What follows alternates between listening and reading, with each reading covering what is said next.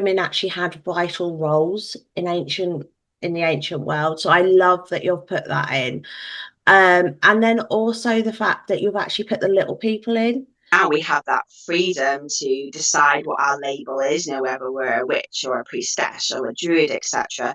And we have the time, the tools, to be able to develop that, explore it. And the priestesses were the only people really that had that. Like, because he's the god of music. I mean, music is music, no matter what country you're in. Like, the sounds, we can all relate to it. Every human feels something from music, and perhaps that's why his name doesn't change, whereas other deities are connected to the elements. Like love. When people are talking about love and they're talking about how amazing it is, and when they're asking me in the tarot cards, does he love me? And I'm like, hold up, you're hearing, you're not listening. Now stop. Empress Sparkle with a crown of gold. I see the future, secrets untold. Hey sparklers, how we doing? So today I have an absolutely wonderful lady. She's a bit like myself, does a bit of all sorts. We are going to sort of talk about her book, but as you know, I am Empress Sparkle. I am a clairvoyant witch and Hellenic pagan. I have to get that correct now because I've been told off for using the term Hellenist. And as you know, round here, I like to help you on your spirit path and help guide you through what you're going through and hopefully make your journey a little bit easier. So, Rachel, would you mind introducing yourself? Of course, yeah. Thank you so much for having me here in this space. So, I'm Rachel. I'm the creatrix of Wolfwoman Rising, which is my wisdom school. And the three pillars of that school are courage, authenticity, and trust. And I guide you to them through exploring wolf wisdom, ancient mythology and wisdom, and also through earth magic and medicines. I'm also the international bestseller of two books, and I've got more coming out, which we're going to get a little sneaky preview of today. And I'm also from North Wales as well, so that's pretty central to who I am and my background and how I've come to all of the magic that we're probably going to explore today.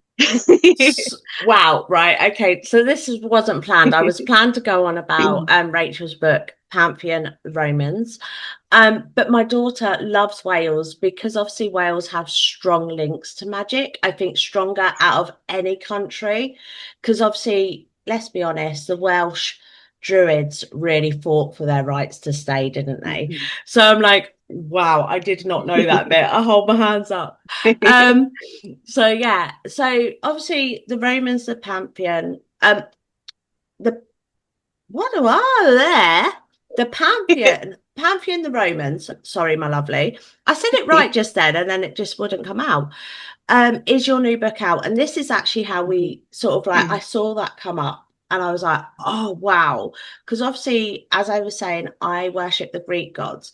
Would you tell us a little bit about that book? Would you mind giving us a bit of a Yeah, of spoiler? course. Yeah, of course. So that book's really it's an exploration of religion in ancient Rome. So I go through kind of the temples, like what makes the city sacred. So going way back thousands of years through the history, the mythology, the way that priests and priestesses would practice, and then also I look and explore the gods and goddesses that were important in their worship and their religion and how people connected to them, from the emperor all the way down to women, when they were birthing and children and the army, etc. And then the second half of the book is about how to connect to the Roman pantheon in particular. So why work with those deities? Who are they? And tips and tools that you can use in that book. And for me, I love this. And the reason I love this, because my sparklers will be saying now, Amy, what are you going on about? You always say you don't listen to Roman myths. I don't listen to Roman myths, but the Romans and the Greeks worship the same gods. So I love this because they are very interlinked, very, very interlinked. And I love how you've explained it from the high priestess, the high priest. You've put them both in there because the priestesses often get missed Yeah. in, they get lost, but us women actually had vital roles in the ancient world. So I love that you've put that in. And then also the fact that you've actually put the little people in, because people often also forget the little people. So one of the questions I sort of have on that, my lovely, is, I know it sounds weird, if you were back in that day, where would you prefer to be? Oh gosh, I mean, ancient Rome was not great for women at all. You know, they didn't have equal status like at all to men. So I mean, there were some roles for women. You know, when I say priestesses, there wasn't that many. I mean, most were priests. By the time we're looking at the Republic and the Imperial Age, most of the people, you know, in charge of the religious arena were men. There were a few, though, such as kind of like the priestess, you know, that was connected to Jupiter. She kind of got that status because she was the wife of the priest. So they would have an equal kind of role working together. So I think, to be honest, I think if probably because I'm Welsh, I'd probably end up being a slave in ancient Rome, which wasn't so great. I mean, if I had a choice, obviously I would be the Empress, but I mean, that's your title. So you need to be the Empress, really. But Oh, you bless you. but you know, I think, I mean, even for the Empress, it was pretty tough, you know, and religion probably would have been only one of the only ways that women would have been able to express themselves. So out of all the things and all the positions and places in ancient Rome, I think like being a Vestal Virgin would probably be the best option. Like, I mean, it kind of sucks because I mean, I love men and I love sex, and you don't get either of those as a Vestal Virgin. However, you know, they weren't forced into marriage. They weren't forced into being at home and just facilitating their husband's life. They were able to offer their complete devotion to the goddess. They were really important. You know, the Vestal flame, as long as that remained, then, you know, Rome would be successful and survive. So they had this vital role. You know, they got to live in these beautiful gardens and like I said, the fact that their life was devoted in worship to the goddess and nothing else, that kind of appeals to me. So you know, and after 30 years, they could marry if they wanted to. So maybe there's a man at the end of it. But I think that would probably be the best option, to be honest. For a modern woman that's, you know, Yeah. I think that would be our best option. Otherwise, it wouldn't be so great. This is actually one thing me and my husband often joke about, because when I speak, when I do divination, Apollo calls me an oracle when it comes through. My tarot cards are amazing. Like and I get quite a lot of predictions.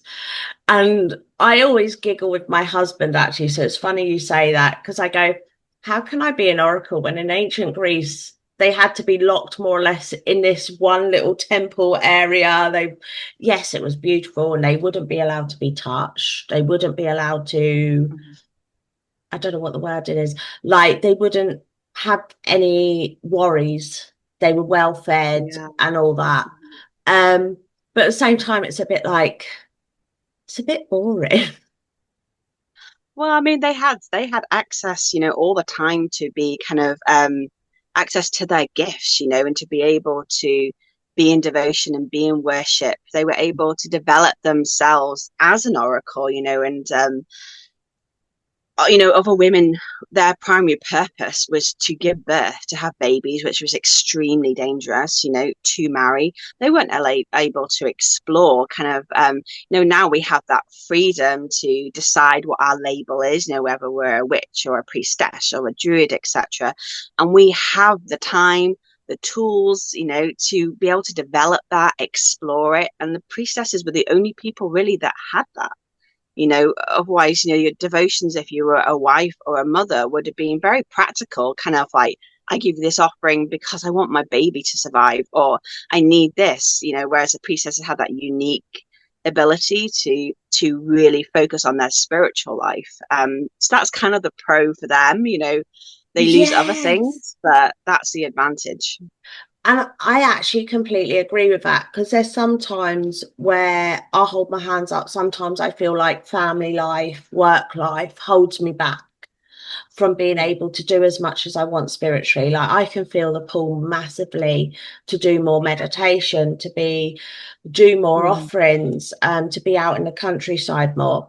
and it's just impossible. Work, family life, it's impossible to do, which that is true, because if we're honest, when people say, I don't understand how they, I'm sure you hear this a lot about oracles and that, and they're like, well, I don't understand how they were. They must have used drugs. I'm going to hold my hands up. That's what I hear a lot. They must have used drugs. They must have used this. They must have used that to get this premonitions and stuff. And I'm like, no, their life was literally so dedicated to that Yeah. god or goddess. Like, they wouldn't have had to worry about that sort of thing. I didn't realize, I hold my hands up, that it was so different from ancient Greece to Rome with the roles of women. I did not realize that, because obviously the roles of women, even especially if we look at Sparta and Athens, they were very held very, very high up. They were actually, I did not realize that. I have to admit, that's playing on my mind a little bit to hear that.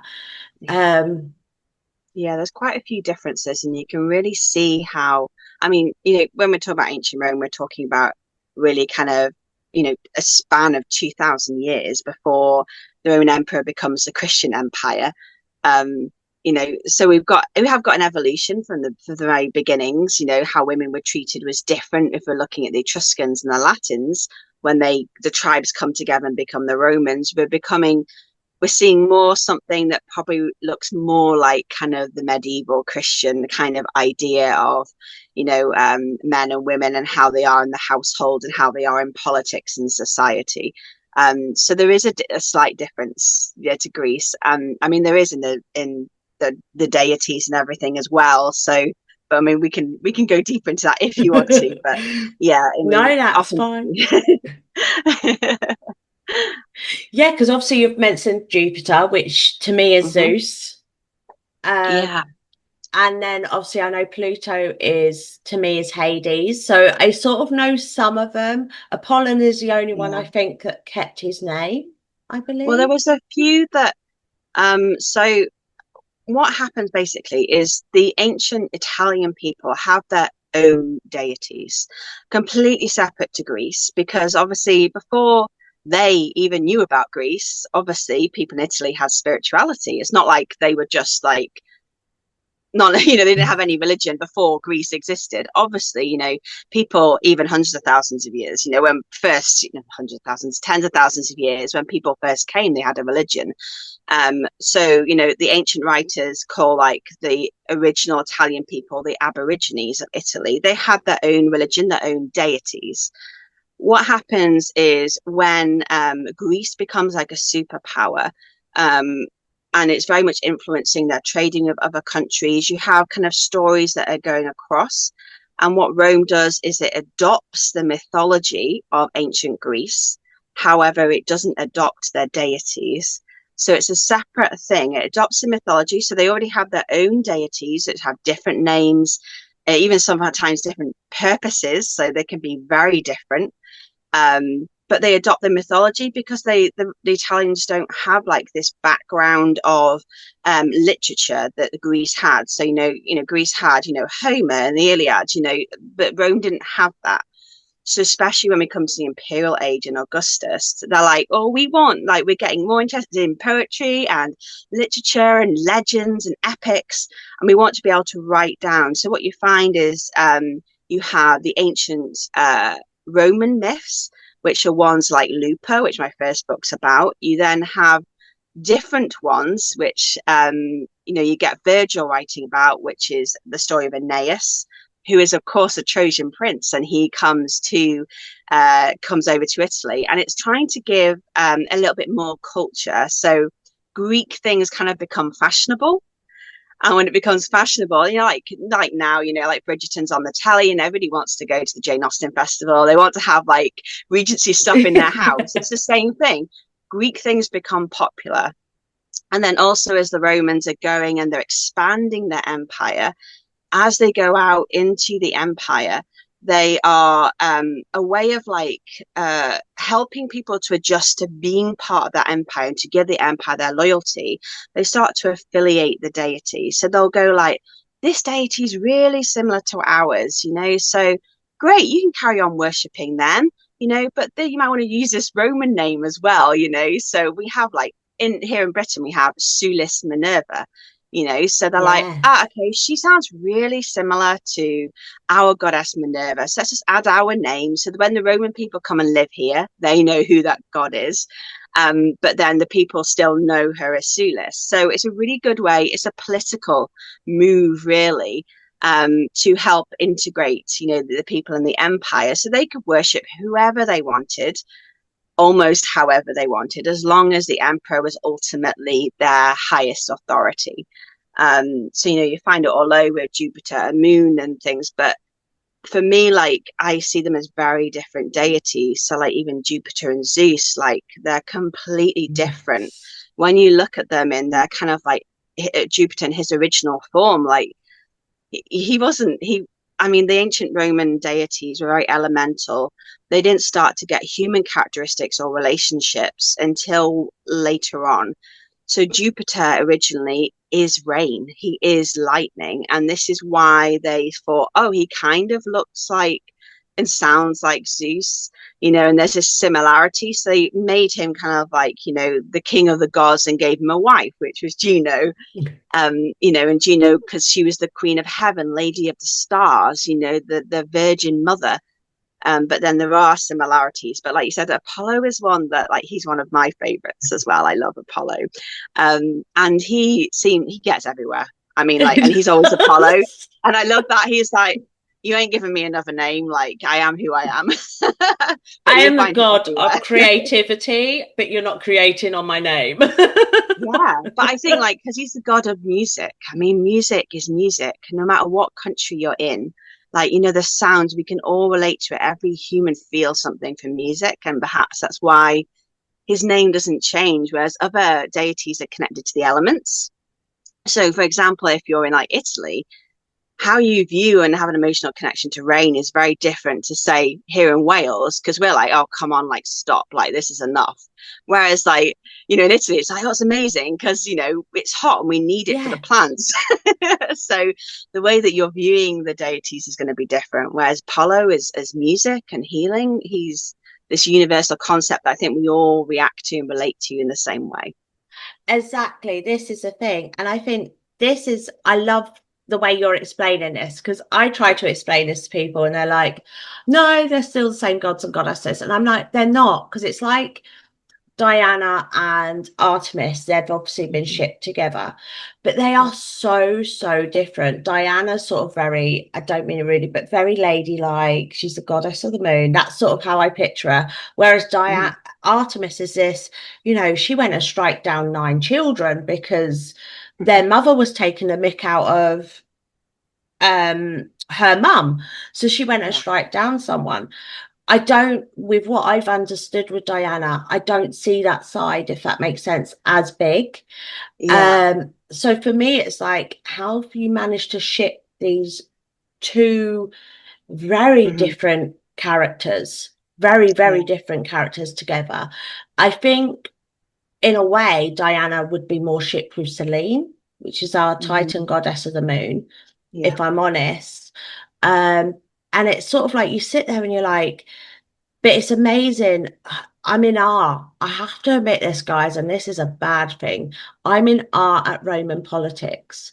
The way they've managed to do that, to be able, because they did rule most of the world, they ruled nearly 50% of the world at one point. The way they've done that is really quite intelligent, realizing how important our spirituality is to us. But yeah, no, so it's things like, so I'm going to ask a question. Aphrodite, who would she be? Because that is one person I've never been able to link in the myths. Yeah. So this is a really interesting one because a lot of the time Aphrodite is kind of matched with Venus. But Venus herself has this evolution throughout Roman history where she's very different in the beginnings as she is when she's kind of matched with Aphrodite. So Venus starts to gain some characteristics of Aphrodite when they're matched. So often, like what happens with the deities is they often will share one or two characteristics or an archetype, and they're just put under this label. And that's like when we put labels on ourselves, you know, it never encompasses completely what we are. It's almost a way of boxing and limiting. I mean, we do it as humans just to try and give ourselves understanding. We're like, oh, this is definitely this, but it's never definitely that. It's always a little bit more complex, a little bit more complicated, just as we are. We're never simply just something. And it's the same with the deities as well. So, I mean, Aphrodite, she's sharing characteristics with kind of various kind of goddesses. So maybe her aspect as goddess of war would relate to the Roman goddess of war, who is Bologna or Bellona. She has two different, they Oh, often have I've not different heard of that names. one. Yeah, so Bellona is the sister of Mars, who is the agricultural deity, who is Pater, the father of Rome. So again, he's not very military, that's more Jupiter. But she is the goddess of war strategy. So again, she has similarities to Athena, but as goddess of war, you could perhaps match her to Aphrodite. And then when it comes to Aphrodite as kind of like that sensuality, that sexuality, that's really going to be very similar to goddess Flora, who my fourth book is about, what I'm currently writing. And she's the goddess of flowers and sensuality. And she's also the patron goddess of prostitutes. And then she has some similarities to Venus, because Venus is a goddess of creativity. She is also considered the mother of Rome, because she's, you know, the mother of the Julius, the Caesar lineage.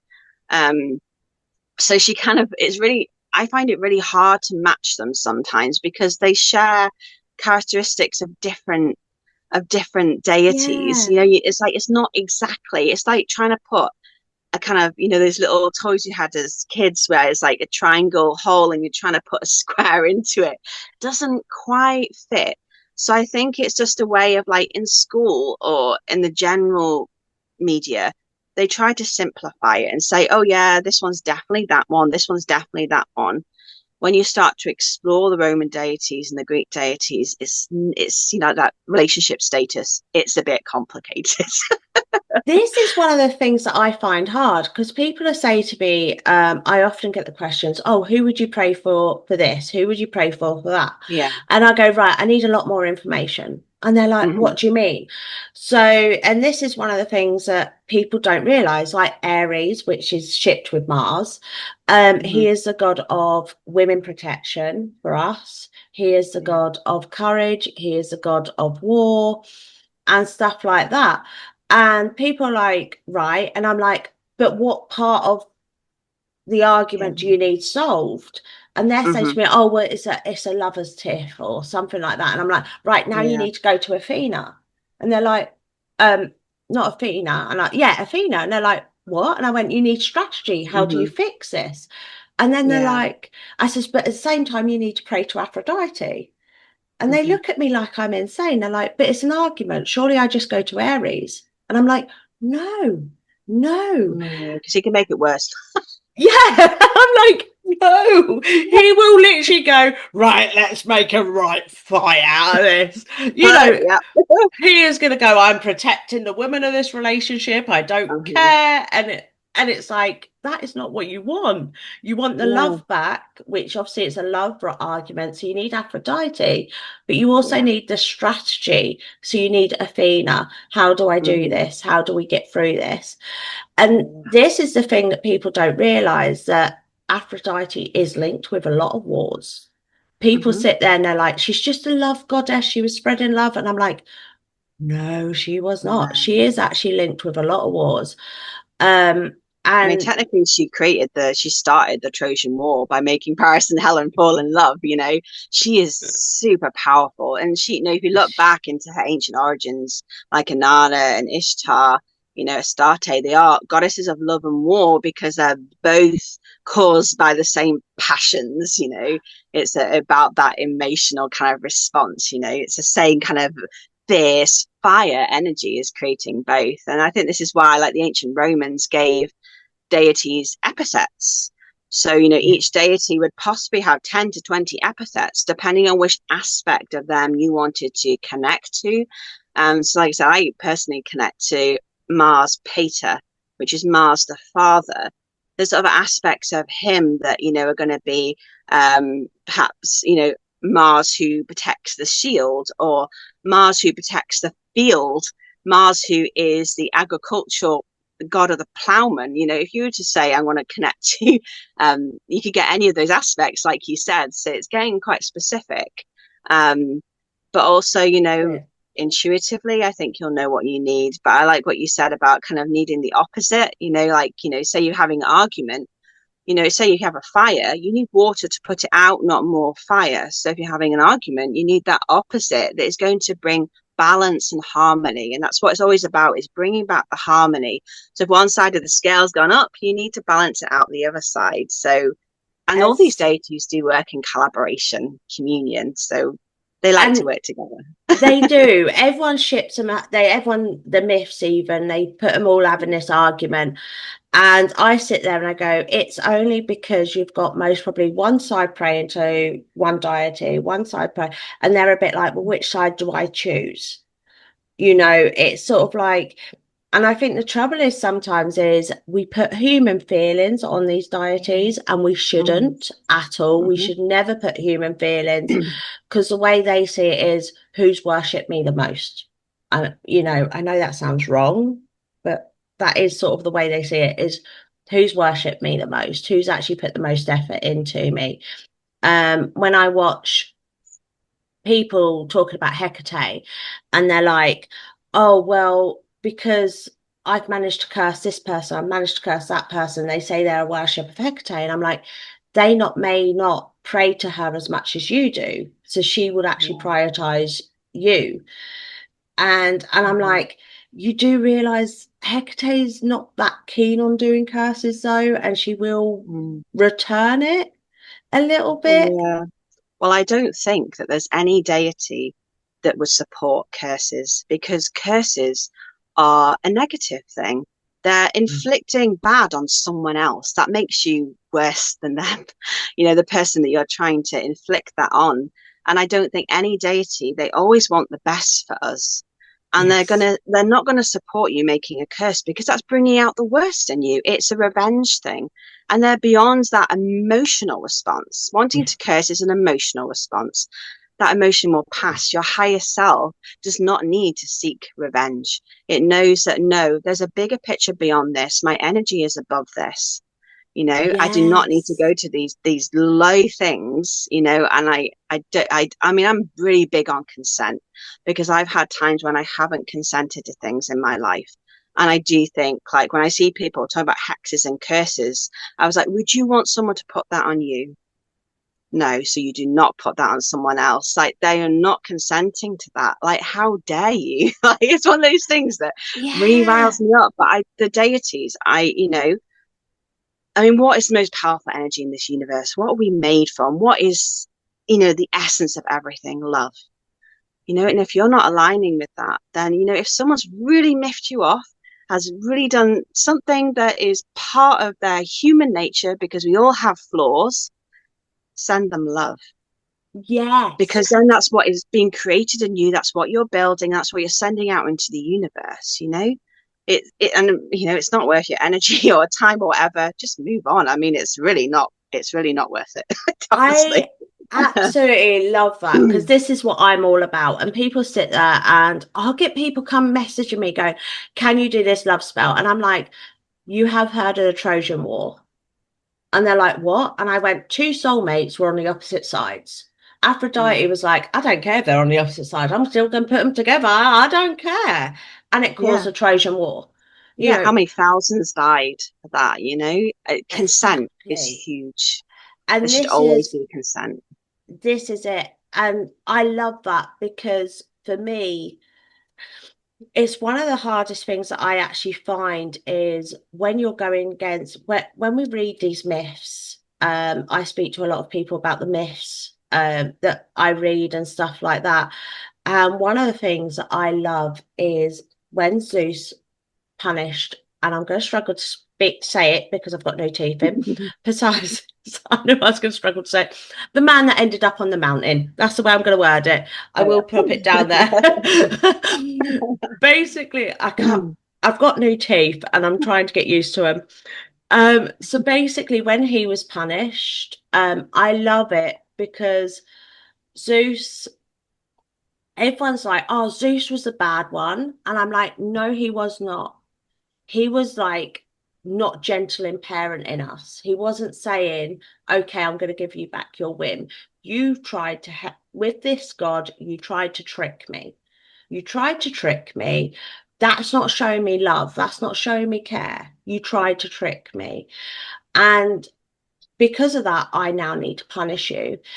And when we were made as well, when they actually made us and we were given the energy, Zeus said they have to prove they're worthy as gods before I give them any God's gifts.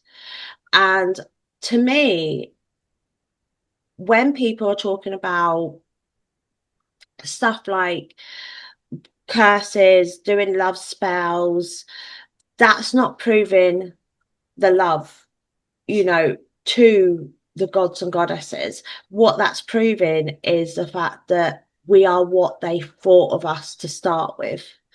Like, I'm trying to word this without offending anyone, can you tell? I'm like trying to word it without offending anyone.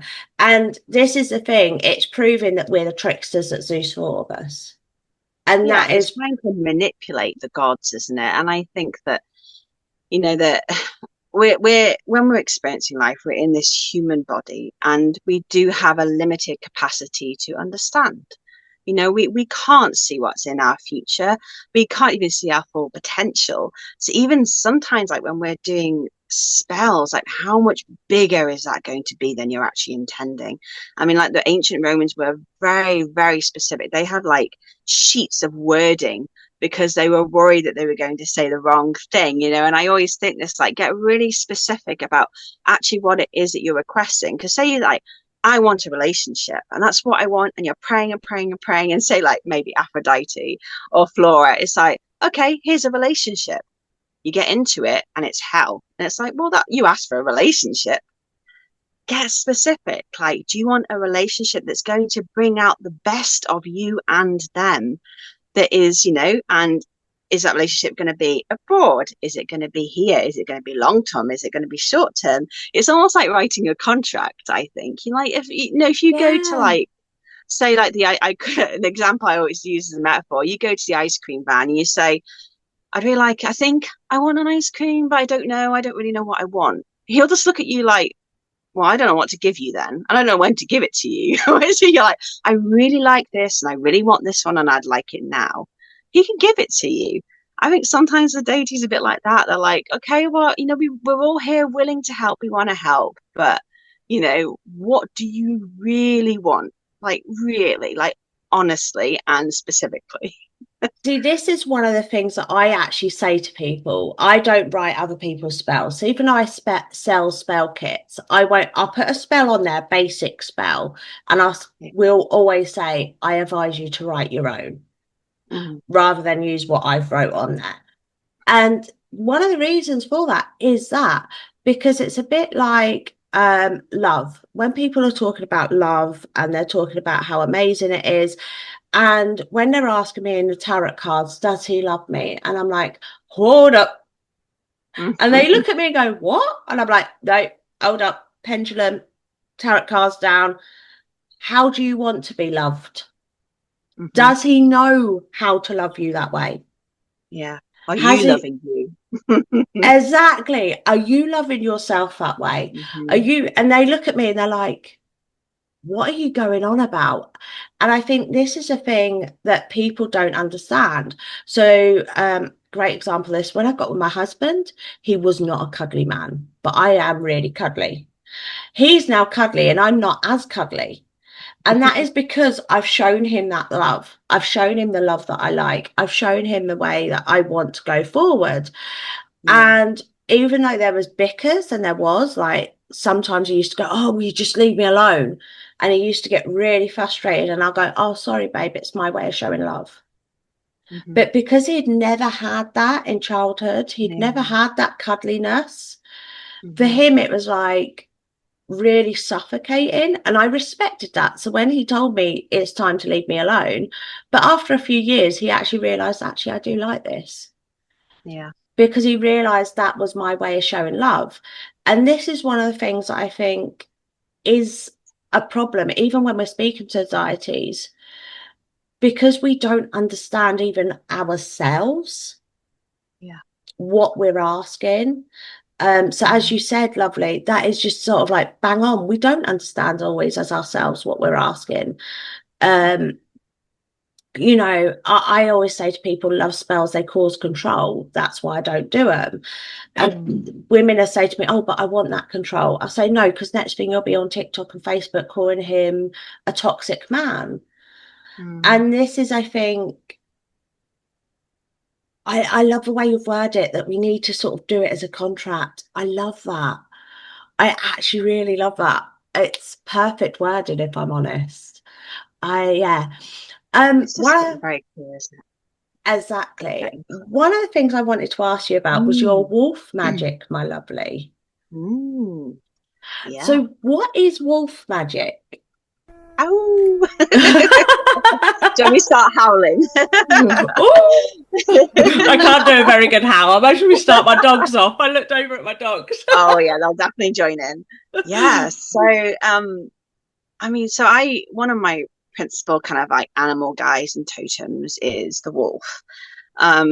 And I've always loved wolves, and I've always worked with them. And it just came about really that they asked me to be their voice really into the world and to spread their magic and myth. And so I've done so through my books and through my teachings. So connecting to wolf is connecting to the energy of wolf. So perhaps you may call it the spirit of wolf, the archetypes of wolf, the deities of wolf.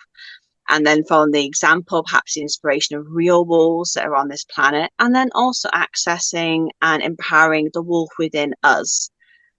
So you can work with them in any of those ways. Like, we were just saying before, weren't we, that you've got a wolf totem, and often you'll find that I mean, wolves are very popular as totems. They're really passionate about working with humans. They love to work with us. Like, they consider us as part of their pack. And they're very powerful kind of energy to work with. And they have, again, like the deities, they have their different aspects and archetypes you can connect to. So there's something within wolf for everybody, I feel. Yeah, because this is one thing which is strange, and why I said I think I was even more drawn to you. But obviously, we've done the gods and goddesses and all that bit first, just purely because obviously that's what you guys are used to. Um, because I have a wolf spirit guide, and I've had it years. I'm not gonna lie, years. Like, I see her constantly. She is always there. She is an alpha, she's a leader of the pack and stuff like that. And I never like, she gives me advice, and when I go to my meadows, we sit and have a cuddle and all that. Yeah. But I never ever thought of working with her. So when you were saying about that, I was like, that's really interesting. Actually working alongside her, because I think for me, I've always been taught that obviously Artemis, which is really strange, is the one that my goddess that called me is linked with wolves, because she's the goddess of the wild. So I always shipped her with that rather than actually an individual spirit guide until the last 7, 8 months. And then I realized actually she's not. She's actually her own guide. Is there anywhere, or your books, lovely? I will link these below, guys. So I will link all these below. All right. So do check them out. Your books, lovely. Which would be the best one, would you suggest, for someone like me that can see they've got a wolf guide and they're a bit like, how do I work? Now I've figured out they're an individual spirit guide. How do I work with them? So, I mean, the first thing I would say is that, guides come to us for various different reasons. So we may have some that come to us for us personally, that are just for company perhaps, and for communion. So I loved it when you were saying about you go and you just cuddle her.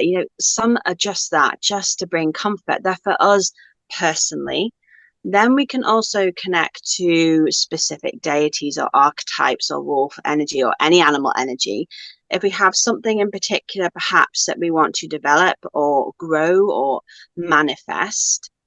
And then you can also have like, kind of deities. Like I have some that work with me for my business, some that are going to work with me as a person, some that are going to like Apollo. Often we're dancing and sing. Every time I sing, I think of him. It's just that pure joy of singing.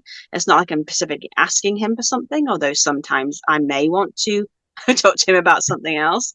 You may have some that are particularly going to govern and protect your house or a relationship, or you may want one when you're traveling. So they've all got like perhaps a different scenario or time or place that you're going to connect to them. So to discern which one you want, or perhaps to discover more about the deity or a guide that you currently have, I would go to wolf first. So that's my book. It's titled It's just Wolf, How to Embody Your Inner Wolf. And in that, I kind of explore, firstly, I've got the examples of real wolves. So what can they tell us about pack mentality, about supporting each other, about inclusion and diversity and celebrating the difference of us all. And then I explore wolves in mythology. And, as you read the mythology and the symbology and wolves in ancient European history, you might go, that sounds like my guide, or that sounds like something that I want to connect to. So that'll help you a little bit more. I then explore a very specific deity. So one who from Norse mythology is called Fenrir. And he is often considered like, he's the apocalypse. And for that reason, he was considered the big, bad, ugly, bad, wolf of Norse mythology. Yet when I connected to him, I was like, wow, you're like a mirror. Like I'm seeing all of the ways that people have told me that I'm wrong, that I'm too much, too little, to this, to that, all the ways I should be this, all the expectations and the judgments. And they're not mine. That's not who I am. Everybody says Fenrir is bad. What does Fenrir feel about himself? Well, you'll find out in the story that I tell.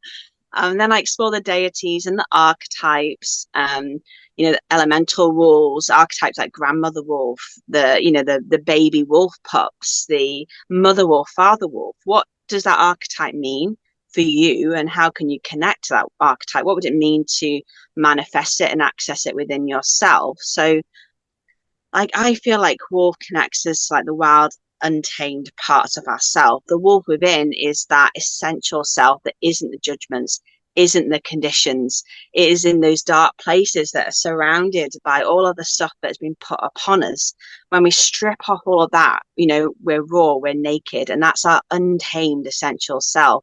Wolf will bring you back to that, empower that part of you. The reason you're here, the reason you are the way that you are. I mean, because you were made exactly as you are for a purpose. You are perfect because this is how you are meant to be. Like you have your voice, you have even your smell, the way you look, like your characteristics, your personalities are all for a reason, because you're meant to be your difference. You're meant to be your piece of the jigsaw so that you fit in. You'll never fit into the jigsaw if you're trying to be a different shape, piece. So you have to be you. So wolf would be the starting point, I think. I mean, my first book is about Lupa, who's a very specific deity. She's the she-wolf of ancient Rome. So, you can connect to her kind of, she's kind of like one of my primary guides, and I think she's incredibly powerful and needed by people now. But wolf would be the starting point for kind of finding out maybe what does wolf mean for you and what can it mean. See, that was one of the hardest things for me, was figuring out why she was here. So it was that I figured out I hide a lot of who I feel. So she was sort of bringing out, I don't like being seen as a leader. So even like last night when I was on my live, I was like, I'm not a leader. I just literally want to spread my word and stuff like that. And I could hear her growling in my ear, like she was against my ear, like that. And I was like, shit, she is not happy with me. She's like, you are a leader. That is why I'm here. Step up, girl. I'm an alpha wolf, a female alpha wolf for a reason. Now step up. And she was doing that to me. And this is the thing that I know she is here to teach me my leadership. She is here to force me to grow into that side of things. Um, and I love that. I'm so going to have to get that book because obviously I've sort of read your post on, I need to get that because for me, understanding her a bit more would be amazing because I think this is something that people need to understand when we have spirit guides come in and stuff. They don't come in with the purpose to tell us who they are. People think they come in with a purpose to say, this is who I am, this is why I'm here. And it's like they don't. They only show, like last night when I wasn't showing my leadership role, she was growling in my ear. That was confirmation for me. No, you are a leader. You are meant to be an alpha. You are meant to be top dog. Now pack it in. And this is why they are there. But she's also there to show me that I can have that leader role with the mother side, with bringing up my cubs. So I love that. I love that. Lovely. No, and I love the way that you said, like, they don't come to tell us who they are, because they don't. They come to tell us who we are, because they know who they are. Yes. They come to tell us and help us explore, and find who we are, so we can be our best selves, because we're the ones that are having that human experience and we need all the help we can, So actually, I know that we are it's very important that we give our gratitude and that we give our thanks, but they're here for us. They want to help us. They want to help us, every step of the journey. And there'll be one, like I said, you can help you with whatever it is. And I think that we're all kind of like, because of our unique personalities, our unique difference, we're all going to resonate with different aspects, different archetypes, different deities, different animal totems. And there's nothing wrong or right with any of them. They're just what's meant for us, and you'll move through archetypes and things like, say, so you might be embodying kind of alpha female, that kind of queen, at the moment. You may move into something else, or you may find that something else resonates for you. Like for me, the big thing that I'm working with at the moment, and has been a message for me throughout my life, is grandfather wolf, because grandfather wolf is he who listens. Like he who listens. And listening, it's been my lesson about what is listening to myself as well as others. What is true listening to my body, listening to my soul. And it's not just about what you hear, it's how you receive. Listening is about receiving. It's about holding space. It's about you're willing to be open, to be honest. It's all these things. And he teaches that in particular. Maybe I'll move into something else at some point, sometimes, if I find, like, say, for example, I really need to establish boundaries, which again has been a big lesson for me. Father Wolf would be the particular guide, Mars would be the particular guide at that point that would help with boundaries. And the Father Wolf, is often the one that's going to be the protector, energetically. He's the one that's going to create the boundaries around yourself or your house or your energy, so that it's healthy, so that you can discern what comes in and what goes out, and how open or closed you are. So you're going to kind of maybe move through things, or you may find that there's one in particular. Like for me, Lupa is a lifelong guide. She's always there, like no matter what, and it sounds like that your wolf guide is the same for you, that it's a constant one. Then you may have others that dip in and out as well. But like I even have like frogs and pigs pop up, the other guides that I've got a bear and crocodile. Like, I don't even know where they've come from, but I've got a bear and crocodile suddenly turned up. And I'm like, they're very, very maternal. They're very, very good at protecting their young, and like often people think like crocodile predator, like wolf, they label it with this one negative thing. But crocodile, you think about kind of like the way they lay their eggs onto the sand, and they come out of the water and they're so protective over their young, and they sit there in the water. They give the eggs space, and then they'll come out, to protect that child. And the bear's the same, protective mother. You can definitely feel that with you. I am a bit too much. I'm not gonna lie. I am a bit. You can start on anything. Just don't start on my kids or my husband. Like I turn into a yeah. I do turn into a bit of a rah when it comes to them. So one of the things I wanted to say is actually it's funny you say about the listening.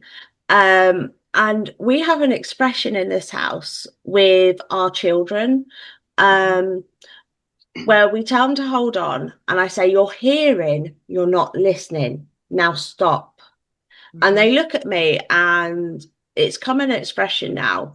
And they look at me and they go, "Have I actually heard what Mum said? Have I took it in? Have I actually listened to it?" And I'm like, "Right, what was the instructions?" And they just go, "I don't know, Mummy." And I go, "Exactly. You're hearing, but you're not listening." And I think one of the things for us with hearing and listening, we say in this house, you hear music, but you listen to people. Yeah. And I love the way you've actually brought that up, because that is actually one of the massive rules in our house. So I do apologize for going back to that point, but I just thought, I think that's actually really important for everyone to hear. Really, really Definitely. I important. mean, listening is a it's not like it's a passive thing, it's an active thing. And when you're listening to someone, like, and the same goes for any kind of communication, is, it's about body language. It's about kind of the holding space. So, like, I talk about it in Wolf about how are you communicating. So, when somebody talks to you, are they kind of using a gentle whimper that is gentle and soft, or are they barking at you? If they're doing one of those, why? Where's that coming from? I mean, most people respond, in an immediate kind of emotional response, whereas listening is holding space. So if someone barks at you, rather than barking back, why are they barking? What's their body language telling you? Are they scared? Have they had a really shitty day? Or is it because they don't know how to express that? And the same goes for us as well. If you had a sleeping child, you won't go into the room and go, "What are you doing?" Like, it would wake them up. What's appropriate in that situation? To speak calmly and quietly. The same goes for us. If we're feeling sensitive, we're feeling emotional or vulnerable, most people will go, "Oh, stop it, you're stupid." Is shouting at yourself really the best thing that you can offer? If you wouldn't shout it as a child, so why are you shouting at yourself? And listening to yourself, how am I really feeling right now? So rather than going, "Oh, you're stupid," why am I feeling like this? Is it because I'm scared? Getting to the bottom of it, having that inquiry, opening up, and not just kind of like going straight to a conclusion. Delay the conclusion until you've got all of the evidence. It's kind of be like a detective with yourself. Kind of why am I feeling that? So, for example, I don't know, say you went into a room and you suddenly kind of, you just felt really negative. Say that as an example. I mean, you might want to kind of go in, and maybe an initial emotional response would be either to run away or to go in on the defensive. Maybe it might be worth considering, am I picking up something energetically? Is this about me? Am I feeling like I need a boost of courage, and therefore I need to call on a guide who's going to help me to be courageous? Do I need to take myself away and have a breath? Or am I reacting to the place? There's just so many questions to ask. And this is about what listening is. It's so much more than just, like you said, hearing. So like when you listen to music, you are hearing like the sounds, but you're having an emotional response. It might take you to memories. It might, different music's going to have like make you feel different. I said that emotional response, how you're using it, what you're going to use it for, what's a journey you're going to go on with it. That it's just, there's so many layers to explore there. I think this is one of the things to be honest, I think me and you, Rachel, could go on forever about this subject. I'm going to hold my hands up here because this is one of the things that I teach in my cleansing classes. We're going through it at the minute, and the ladies in it, I said to them the other day, right, we're going to start changing your thoughts. And they went, how are you going to do that? We're going to do it during meditation. When you get a negative thought, what I want you to do is go, why have I got that negative thought? Is it actually true? And then I want you to change it. And they were like, what? And I'm like, yeah, then I want you to change it. So if you're thinking, so stupid is a banned word in this house. It's a banned word. My daughter had a childminder, and one day she went, oh, why are you being so stupid? Like people do, joking about, and she flipped off, and I removed her from childminder that day.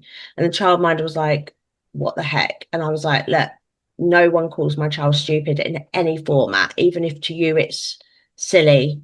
No format, you don't do that. And I think this is one of the things, because them sort of even saying it to ourselves, let alone anyone else saying it to us, then cause us to be there. So like a lot of people that I find victimize themselves, they're telling themselves they were the victim. They're going through their memories over and over and over again. And in every memory, they were the victim. So it's going, well, actually, let's look at what you did right. I'm trying to think of an example that doesn't sound too bad and bring up people's emotions too much. But say if your parents always fought and you tried to stand up for one of them, but you were always told off for that. Let's be honest, that happens sadly. And so you now think, well, when I stand up, I'm in the wrong.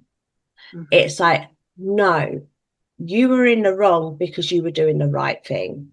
They were embarrassed of their behavior and they recognized that. It's sort of like changing them thoughts and listening to our body. Was I actually in the wrong? Especially as a child, because as a child, we naturally have, as you said, we naturally listen to our body. And that is another key, listening to our body, knowing what's around us. Oh, I just love that. I think we could go on about this subject forever. I'm not gonna lie. It's I mean, it's important though, because we go through life so much reacting to things, purely reaction. I'm just thinking of that scenario. That little child within you is still there, is still listening to their parents, and can you say to that inner child, I hear you. I hear you. I'm holding you. I'm loving you, no matter what you felt, and it's understanding that you were having an emotional response because you didn't understand. Your parents were human. Your parents were just trying their best with what they were given as well, going through their own journey, their own path, and often it's, in most scenarios when we have this initial reaction, it's our inner child, it's our pup, that's having that reaction based on kind of the trauma, the imprints that have been made, in our childhood. And then it's just holding yourself through that, and actually listening, holding that listening space to that, so, so if you were that child that being shouted at, and because like if someone, you feel any kind of conflict around you, you shut down and you close yourself down because of that. In your head, you start playing, I should keep quiet. I shouldn't say anything. I'm stupid. Go, I hear you. I hear you. I'm listening. And just hold space. And because what we're trying to do is the reason it keeps playing is because we keep denying ourselves. We keep denying ourselves the space to actually listen to that. We go, no, we need to push that away. You stick it back in the cupboard. If you keep sticking something in the cupboard, it'll keep popping out until you allow it to come out. Hold open your arms and give it a hug. And then once you've embraced it, it's had its space to talk. Let it talk to you. Be brave. I mean, it takes a lot of courage, which is why the wolf will help you, to do this. Will stand next to you, to have the courage to listen. Let that inner child talk, say what it needs to say. And that inner child probably say to you, I am scared. I am really scared. I don't understand. And you'll go, I hear you. It's okay. Yeah. It's okay. Yeah, it is okay. And, just giving ourselves allowance, like it's a huge thing. Give yourself allowance to feel what you are feeling. I said, the stories come up. You're like, I find people, they'll keep on telling the story. They'll keep on telling the story until they listen to it themselves. Because you're telling Yeah. it to people all the time, just trying to get them to respond to it because you want them to fix you. You're wanting permission or something from them. Everything that you're seeking, though, the only way to find that healing and closure is to give it to yourself, to give Yes. yourself that allowance, that space, to speak, and I I said, it takes courage, but you can do it. And it's what you need you. Yeah, this is one thing I say about when we go through things actually is, and this is actually one thing my mother wolf guide taught me. I'm so gonna have to get a name off her because I feel bad calling her mother wolf guide. Um, but she basically, one of the things that she taught me was forgiveness, forgive you before forgiving them. And I remember when I speak to people about that now, they're so confused, but you've just explained it in the perfect way. So when you hear me say, guys, forgive you before forgiving them, that is what I'm talking about. That is exactly what I'm talking about because it's holding space, it's listening to ourselves, it's saying everything's going to be all right, you know. And I love that. Yeah, because I was the same. I used to go around telling everyone my story, and now I barely talk about it. And people are like, I only talk about it if I need to, sort of to Yeah. example that I understand Mhm. where someone's coming from. Yeah. Because a lot of people see us that are healed and they go, Mhm. you've got such light in your eyes. How do you understand where I am? And I'm like, do you want me to Been tell there. you a story, my story? And people Yeah. then go, how did you survive? And I went, I finally learned to forgive myself. And I love Yeah. that. I love And the that. And stories, yeah. Sorry, I was just going to say no, the stories are important. Every single one of us has a story or stories. And I, rather than using the term story, I often use the term a journey because like this is one of the reasons like why I connected to Lupa and wrote my book about Lupa. Just very briefly, in her story, she takes Romulus and Remus, which are the founders of ancient Rome. They've been thrown away by their great uncle to be killed. She rescues them. She takes them into her cave. Then she nurtures them. She looks after them. When they come out of her cave, they're then ready to become the kings of Rome. I see kind of like our stories as this journey down with the she-wolf into the cave and back out again. There are experiences. Now, these experiences about developing our path and our character, connecting deeper to ourselves. When we go down into the cave, it's something really kind dark. of vulnerable for us often. I mean, sometimes it isn't. Sometimes it can be something really big. It's small. Yeah. We're always going through experience after experience after experience, but everyone teaches us something about ourselves. Often we find when we go into the cave with the she-wolf, we're like babies. We're like Romulus and Remus. We're vulnerable. We don't know what's happening. We're scared. We're taken down into the darkness. In the darkness, there's nothing but us there, naked, vulnerable. There's no judgments, conditions. We are in that space where we can just listen to our deepest selves. Why am I here? Where am I going? What is this teaching me? What do I have to learn? And the important thing is that this journey, that's why I call it a journey, not a story, is because you go down into that cave to come back out. You don't go down there to stay. You go down that cave to come out again. You come out to the light, like Ramesh and Remus went down for that experience with the she-wolf so they could gain things from her, learning from her, like courage, authenticity, discernment. So they could come out and then they were then ready to become kings. It's the same with each of our journeys. So like for me, I experienced sexual assault in my early 20s. That's one of my cave journeys. I went down into the cave. In that cave, I was in the darkness of having my body not having been mine. Yeah. I experienced that so I could reclaim my body as mine, so I could serve it, so I could be in service to my body, saying, okay, I didn't listen to you in that scenario. You know, I had all sorts, the negativity, the words and stuff. I reclaimed my body in the wolf cave. Now, the reason that I perhaps went down into that cave was to come out again. I came out again. So now I can tell you about this, about my experiences, about my reclamation. And also, so I could reclaim my body. My coming back out was to say, this is my body. I Yeah. know what's right. I'm listening to my body. I adore, I respect, I worship my body. I'm in devotion to my body. Perhaps I would not have been pushed into that if I hadn't gone through that experience.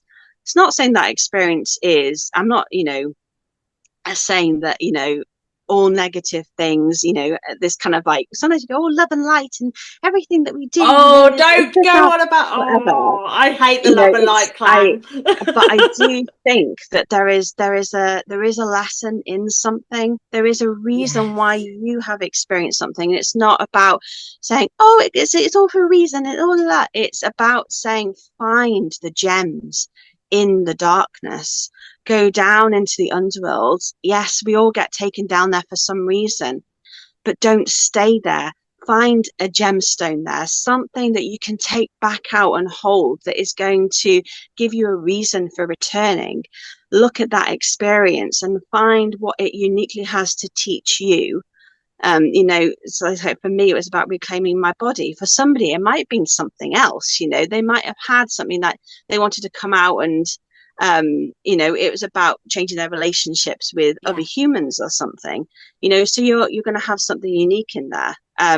But this is the journey of the she wolf. I think, like I said, it's not a story; it's a journey. And what happens when it becomes a story is you're going down to the cave, going down to the cave, going down to the cave, going down to the cave. There comes a point where you have to return. You have to come back Yes. out. And that's how you're going to shift it from story to journey. And again, it's easy and it's not easy. It's easy once you give yourself permission, once you give yourself allowance, once you give yourself trust, and you just make that decision and that choice for yourself. You say, I'm going to do this. You set an intention, and then it's not easy because obviously everything is a journey. It can take time. It can take real honesty and vulnerability and rawness. But that's when our guides or the teachers like you and me come in to hold your hand as you're coming back out through that, so you never have to do anything alone, at the very least, Lipa, the she-wolf, she'll be there with you. Your guide, your guardians will be there with you. But it's important to come back out to stop that being a replaying story. I love that. We won't get onto love and light because you'll get me ranting and raving because I am Love, like light, and you, love. shadows. Yes. Change it to the three. I literally so it's a bit like the live, love and learn expression. Mm-hmm. No, live, love and laugh expression. I always say no, it's live, learn, love and laugh because there is darkness, there is, and I got told the other day that the shadow men I'm seeing are reflection of me, and I'm like, no, don't invite them Well, in. I mean, the thing is that like wolf, we are a paradox. We contain both Exactly. the shadow and the light. I mean, a wolf is a predator. I mean, there's no getting over that. They could rip you to shreds. Not that they would, but they could rip their prey to shreds. They've got sharp teeth. Yet those same sharp teeth that can kill are also the teeth that will gently carry their own children. We are a paradox. We're like nature. I mean, lake nature, look at wind. It can be gentle and soft. It can be a hurricane. We contain both. Neither is wrong or right. Yeah. They just both are what they are. So all of these elements and parts of ourselves are what make us different, what make us unique. They are um They are what make us beautiful, all of these different bits, so that's again about giving permission, giving allowance to all parts of you, except, and often we're taught to try and change ourselves, like we need to stop being so angry, for example. Okay, someone will go to therapy to try and stop their anger. No, they have anger, and that is a gift. How do you use that anger? Because anger is important, because like this, I am passionate about this because when I was a young teenager with one of my first mentors, I remember her saying to me, like, we were trying to access our solar plexus, and she was like, what are you angry about? And there was nothing, right? I'd numbed myself out because I'd been brought up to be a good Christian girl, the good girl, silent, only saying when it's going to be helpful and beautiful, and there's butterflies spouting out of my mouth. And then over time, I was like, okay, why isn't that there? Why have I blocked it? Well, because of that. Then I realized that when I started to feel anger, I was like, okay, what am I angry about? Okay, I'm angry about this. And it highlighted to me what mattered to me, what was important to me. So, for example, like I said, with consent, I get really angry when consent isn't respected. That anger isn't a negative thing. It's my passion. It shows me, it signposts me to what is important to me. So I can look at that anger and go, okay, I'm really angry about this right now. That shows me what's important, what it is that I'm standing for, that I am fighting for. Now, there's a way to use that anger. There's a way to channel it, and there's a way to express it that is healthy and is beneficial, like the wolf. Obviously, barking, like I said, is not going to be useful. In some situations, perhaps that's needed. For example, if you're defending your child. But in other ways, there's a way to use anger, take that fire, so you don't let it rampage like a forest fire. Use it instead to warm the cauldron to make a nourishing broth for your family. You see what I mean? So we can use anger to be an advocate on behalf of charities or those that are vulnerable, rather than just letting it spurt out. So what we would consider negative or shadow sides, they also have a sacred purpose within us. They're going to reveal something, or they're going to be a signpost. They're going to remind us of what's important, just as examples. This is the thing that I love. I think we're going to have to do another one on this, because I'm looking at the time and hubby's just sort of like done a cough as if to say, babe, he's sort of my timekeeper, bless him. So I think, Rachel, I'm definitely going to have you come back on. Lovely. Because I really think we need to go further into this, because this is something that I hold my hands up. I think you can tell this is where my passion lies, getting these people to heal from what they're holding on to and change that anger into passion, rather than holding on to it in a negative form.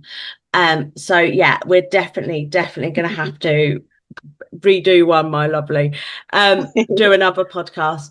So guys, Rachel's books are going to all be down below. Do check them out. I know for a fact I am going off to purchase The Wolf. I know that one. Rachel, as always with my guests, I do ask them to do one last statement. Would you mind doing a statement, please, lovely? Of course, yeah. So my statement would be just to remember how perfectly made you are, that you are perfect, that you were made for a purpose. Like everything about you is meant to be the way it is. So you look the way you look, you sound the way you sound, you feel the way you are, because they're yours. That's what you've been given, your blueprint. And all that you need is your own permission, your own trust, to just love that unconditionally, to offer compassion, understanding to those parts of you. But you are a valuable and important part of the wolf pack. You are needed exactly the way you are. Every single wolf matters, and you matter. So stand for that, be passionate, be devoted to that and to you, because you most definitely deserve it. Oh, I love that. Thank you, lovely. Thank you, sparklers, so much for watching. Do again check out Rachel's links below. Do follow her on, I'll put her Facebook and everything down there as well. Do go and check her out and follow her. Again, thank you, Rachel. And guys, don't forget, keep sparkling.